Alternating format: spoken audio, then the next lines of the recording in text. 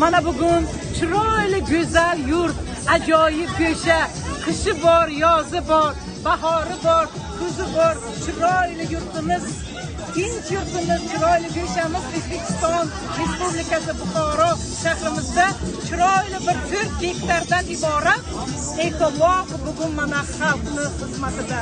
Bugun ekobog'da qaranglar, chiroyli tadbirlar tashkil qilingan. Shu jumladan Buxoro davlat tibbiyot instituti akademik litseyining aql jamoasi tomonidan tayyorlangan mana o'zimizning litseydagi eko burchakka mana sizlarni diqqatlaringizni chaqirmoqchiman. Demak, Buxoro davlat tibbiyot instituti akademik litseyi 2025-yilda respublikada siz ekologiyaga oid qonunlarni bilasizmi degan ko'rik tanlovida respublika bosqichida 1-o'rinni olgan. Bundan tashqari o'zining mana tibbiyot litseyi bo'lgani uchun viloyatdagi, respublikadagi barcha tadbirlarda eng yuqori 1-2 o'rinlarni olib kelayotgan litseydir.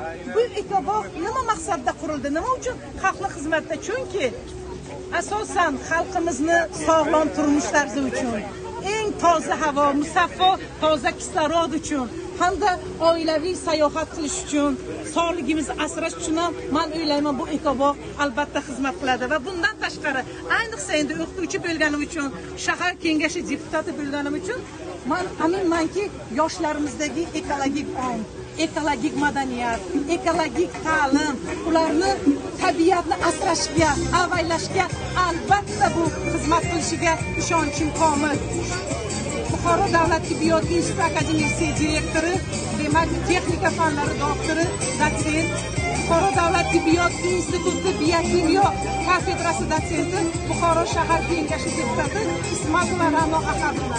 Men juda baxtliman shu yurtda tug'ilib o'sganimdan. Men juda baxtliman shu yurtda xalqni og'irini yengil surish uchun deputat bo'lganimdan. Chunki respublikamizda chiqayotgan barcha xalqchil islohotlar zamirida inson qadri, inson omili va respublikamizda barcha chiqarayotgan islohotlar inson manfaatlaridan ustun emas. Chunki inson manfaatlari barcha islohotlardan ustunligini mana bugun biz yana bir karra amin bo'ldik.